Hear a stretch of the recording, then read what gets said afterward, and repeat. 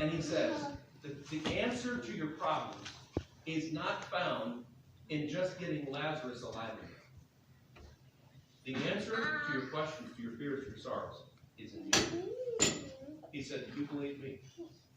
You see, this life is set up to make a person take care of yourself. You're supposed to be the man who can handle it all. You're supposed to be the woman who can hack this life.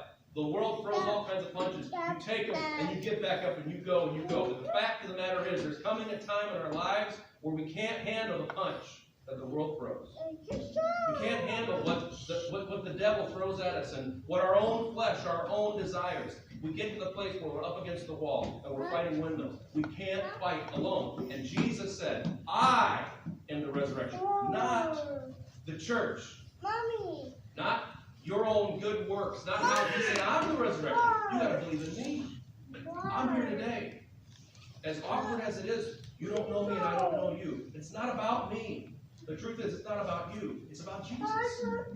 And maybe, just maybe, God has you here. And he's been trying to talk to you for how many years? He's been trying to get a hold of you. And maybe God can take a tragedy. God didn't do this. God didn't make this happen. It was evil. Pure evil. But I can tell you this. God can take pure evil like he did at the cross. And he can bring about the salvation of the entire world. Whoever believeth in him should not perish, but have everlasting life. That's what I love about God. He can take junk and he can make it brand new.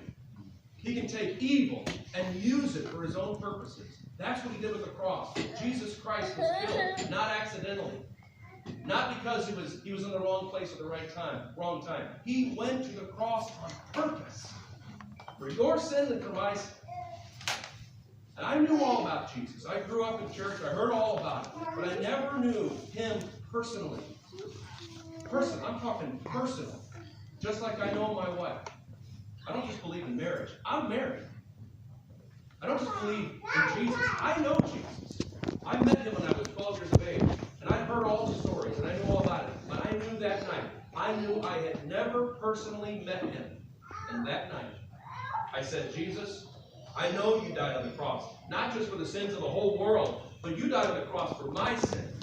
I saw him in my mind's eye dying on the cross, and I'm here to tell you today that Jesus Christ died for your sins. He died on the cross. He was buried, and he rose again. He is the resurrection. He said, I am the resurrection. You want some help? You want miracles? You want life after death? You want to be in heaven? You're going to come one way, and that's Jesus Christ.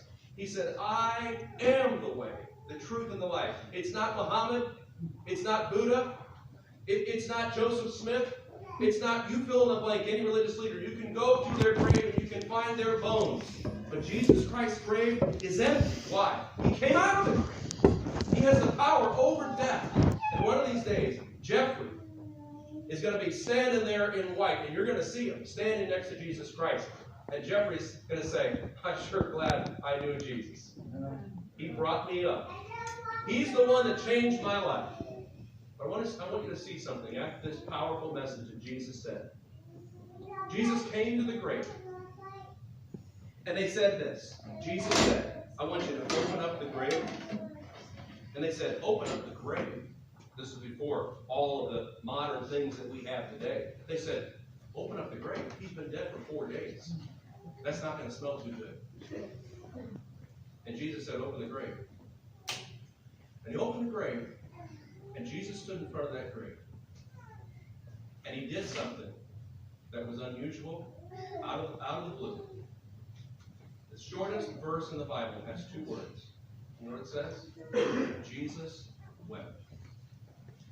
He stood there. He had already said, I'm the resurrection and life. He had already said, I'm coming to do something that glorifies God in Lazarus. He knew he was going to raise him up, but he stood there in front of that tomb that had the dead body of Lazarus, and he cried. You know why he cried? Because he was a human being. And he understood what it meant to lose someone he loved. I'm not here to tell you, don't cry. Hey, if Jesus cried, go ahead and cry. It hurts. I wish there was a way, I wish there was something I could bring and give to Robin and give to Jason and give to each one of you that could magically take away the pain. But there is nothing. The whole thing stinks. Just like that grave. Jesus cares about where you are. He loves you. And he feels what you feel.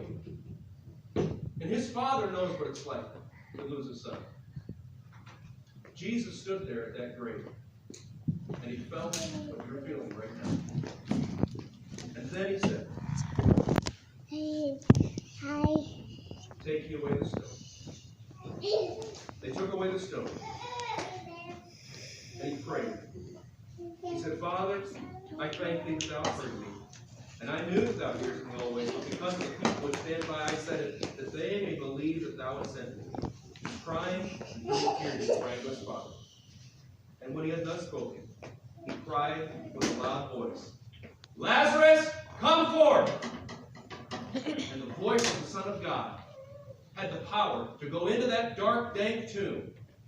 And it had the power to energize a body that was dead. And that body stood up and floated out of the tomb. How do I know that? Because Jesus said to the disciples, loose him and let him go. He was tied up with his grave clothes. He came out of that grave. The power of the Son of God